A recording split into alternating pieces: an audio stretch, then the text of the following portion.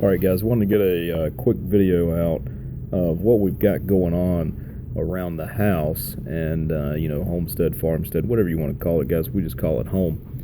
But we've got plenty of our fruit trees are going ahead and budding out, blooming out.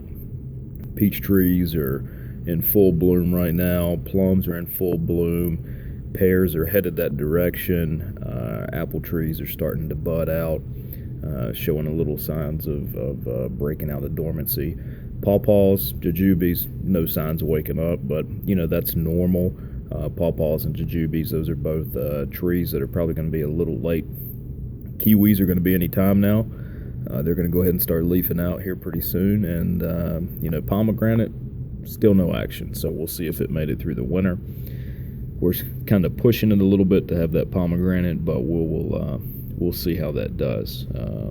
But really today what we've got is a garden that we're putting in, and the garden that we've got, it's on a nice decent slope from the point at the bottom of that hill to the top. We start about a 15-20% grade, and so we got some issues there with water runoff. It gets nice and hot here over the summertime, very humid. We get big thunderstorms, a lot of rain dumped really quick, and it just runs right off that hill.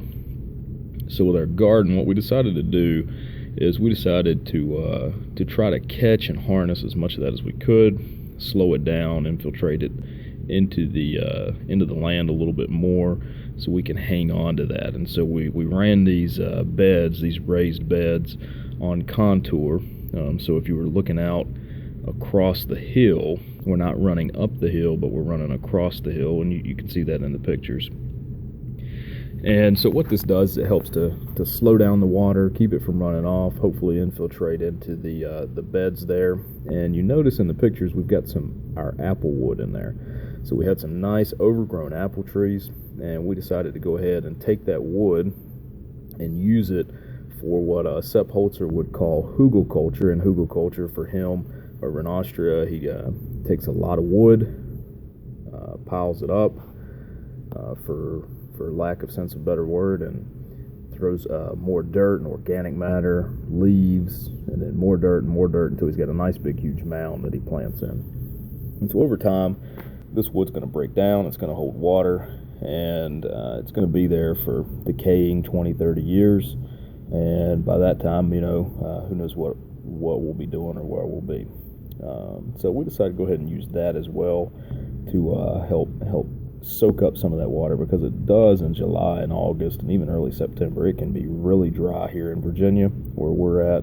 We're on this side of the hill. We're going to get baked by the sun. We're south oriented, and so we're in the sun all day long. We really need to hold as much water as we can, because I do not plan on irrigating this stuff.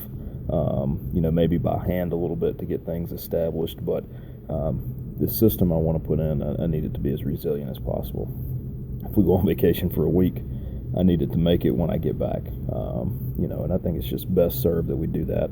We're on city water, don't really feel like paying for it. Not exactly going to put in a couple thousand gallons of catchment. So that's where we're at here. So you notice we first kind of went through with the tiller. Yes, I did buy a tiller.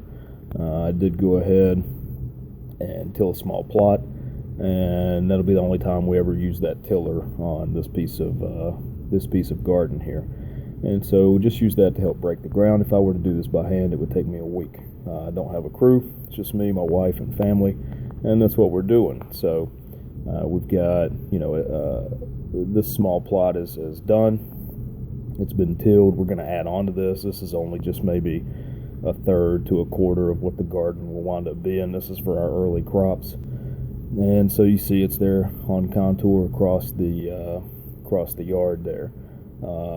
Added the wood there from the apple trees. What we had plenty of wood, but we're trying to save some of it for later beds for more of the summer crops. So put some wood in here for the winter crops or the spring crops, and so we'll leave it as that. Did that for the first row. In that first row there, we're going to have things like lettuces, some beets. We're using the beets more for their greens than the actual beets. We've got some onions in there. The wood shouldn't affect the growth rate of the onions that much. We've got some radishes. We've got chives, things like that. So that's, more of a springy kind of crop in that first bed there. And so we started off the first day and we just added the wood, added dirt, added a thin layer of compost, added some newspaper that had been wet. Then we put even more dirt back on top of that. And then the next day I went back and seeded it and then covered that with some straw mulch and watered it down real good. Next row did the exact same thing. More hugeling, more dirt, more compost, more newspaper, more dirt again. And I think on this bed we had more compost on top of that, and then some straw and some mulch in that. So we've got, quite a bit of layer in there, all sorts of things that we can get some organic matter out of. And the compost there is really, that was cooked up fresh on site, and so we've got all sorts of great microorganisms that'll start breaking everything down. And first couple of years we don't expect this to be, the most immaculate garden ever, but once that wood starts breaking down, that'll be great. And so we did the hugel style for the first 2 rows. Already had a bed of garlic there planted. Didn't want to really disturb that. That garlic's doing well. It was put in November, and so we're moving along fairly well with that. Left it intact, kind of built this other garden around it there. You can see some of the apple trees here in the pictures of some of the butchering we've done to them. We've got a lot more left. These were 3 really old, really overgrown apple trees that we're trying to rehab and get back into production. Got apples off of one of the 3 last year, so that kind of gives you an idea of what we're looking at. And so, who are you? And so we went on up the hill, kept working our way up until we got to where our potato beds were going to be. And this is where I stopped with the hugel because I really wanted those potatoes to have plenty of room. And I didn't really think that moisture was something that I really, really wanted to be holding a ton of in my potato beds. I could be wrong. It could be something that would be great. But I wanted to kind of possibly not have rotting potatoes come July. So we held off on the hugel there, and then we made sure that we had our potato beds set and ready to go at the top of the hill. Went ahead and put the potatoes in at a pretty typical spacing of 8 to 10 inches. We've got just your regular old red potatoes, as well as Kennebec, which is a kind of a more white, not the yellow potato, different kind of flavor.